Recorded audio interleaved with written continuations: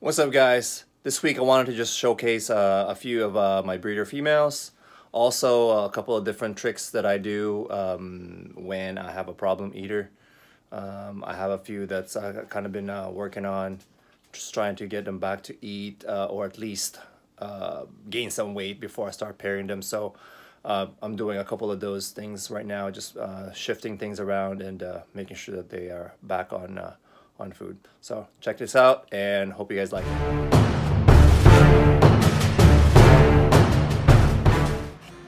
There's a few more pairings. Don't want to bother them too much, but this guy is a pretty stud breeder here. Looking for more hypo combos this year.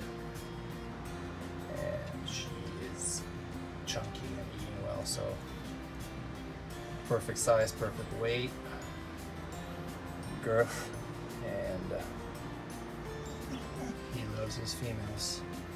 So let's go leave him alone. That looks like a solid lock there. Can't complain. Here is a good pairing.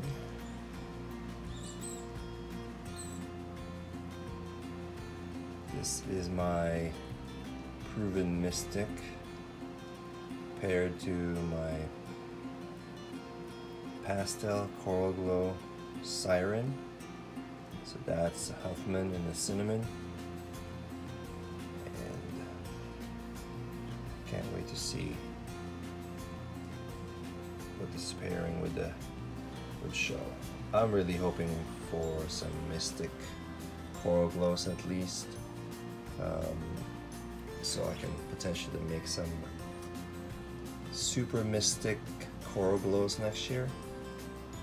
But you know, I haven't seen a Huffman mystic combo, so I'd like to see that and add a coral glow to it. That would be crazy amazing. Maybe we'll see what the potential is, but just wanted to show off this lock right here. Yeah, he's been a good breeder this year. So once he finally figured it out, he's got it going. So let's not disturb him too much. There you go. If you notice a few of my videos, some of the females, or some of my posts at least, some of them are either on paper and some of them are on a substrate I typically use. This one, she just ate, and it looks like she's got a little bit of a blood stain right there. I don't think that's a rat bite, but she finally ate. So she hasn't been eating, or at least according to my record. Where is it? According to my record, the last time she ate was March 6th. Yep, March 6th. Before that, it was February 1st. Before that, it was January 31st, and then January 23rd. So she's kind of been on and off. Last year she laid in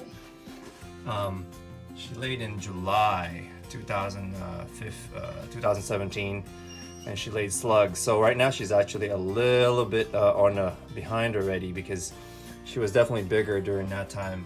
And what I did, she was on the normal substrate that I had, and I decided to go ahead and switch her tub, and I used paper instead, or Reptisorb right here, and she ate today. So sometimes they don't like their substrate and they don't want to eat.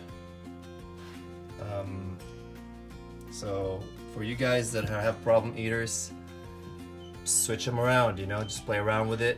This is the same tub that she was in, except it was clear, so she was on a different rack. So I decided to put her on a Freedom Breeder rack. It's dark, and I changed the substrate, and she finally ate.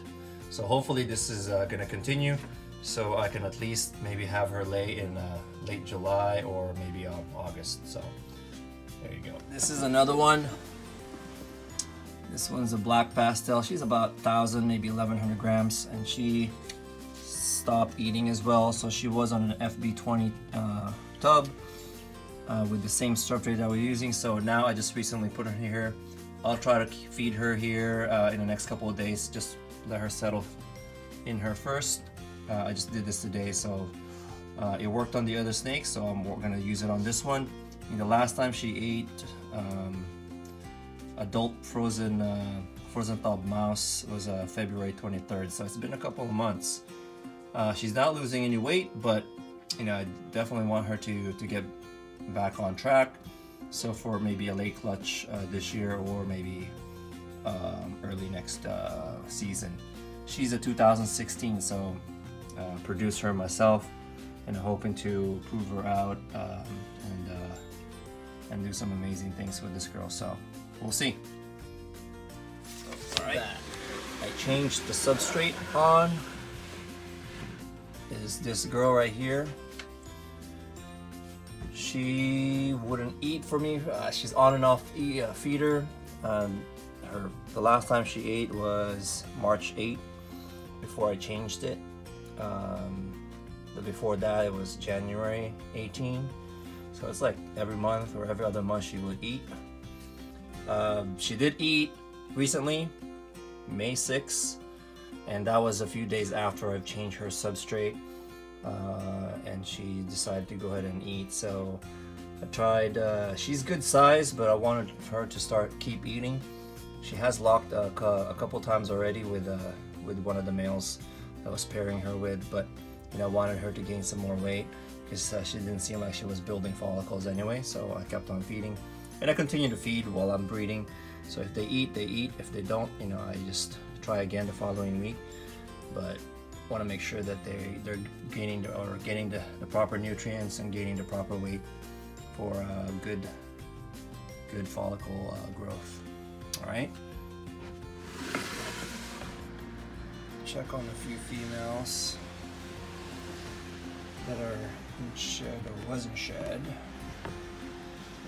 This albino girl, she is massive, so she just had her pre-lay shed. Yep. This guy always beside me right here. Okay. But this girl right here is huge. I believe she had 8 eggs last year, and this year I haven't palpated her, but I'm hoping she'll probably do another 8, if not 9. So she is pretty big. So let her be, and usually I leave the shed there just to kind of give me a reminder that they have their pre-ovulation shed. So I'll mark also their card, make sure that it's updated. Just checking on this girl that I've been pairing up. She has been hanging out on the cool side, bull wrapping, which is definitely a good sign. I palpated her. I didn't write that down, but I did palpate her about 2 or 3 weeks ago, and I didn't feel any significant size follicles, so she's still on the building phase. She has stopped eating, but I'm okay with that.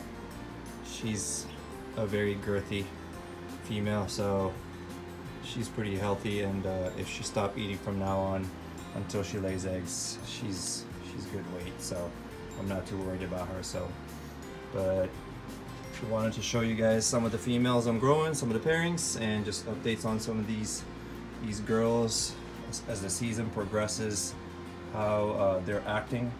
So bull wrapping or hanging out on the cool end definitely is a good sign of follicle growth.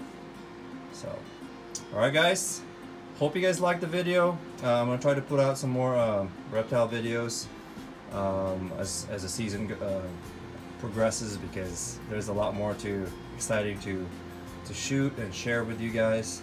Like I said, if you guys have any other recommendation on what I should be putting out as far as my YouTube videos, definitely just let me know. And I am very close to hitting 1,000 subscribers, so if you guys have not subscribed, or people that love reptiles, love ball pythons, and they're not yet a subscriber, go ahead and hit them up, share my page so we can get the giveaway going.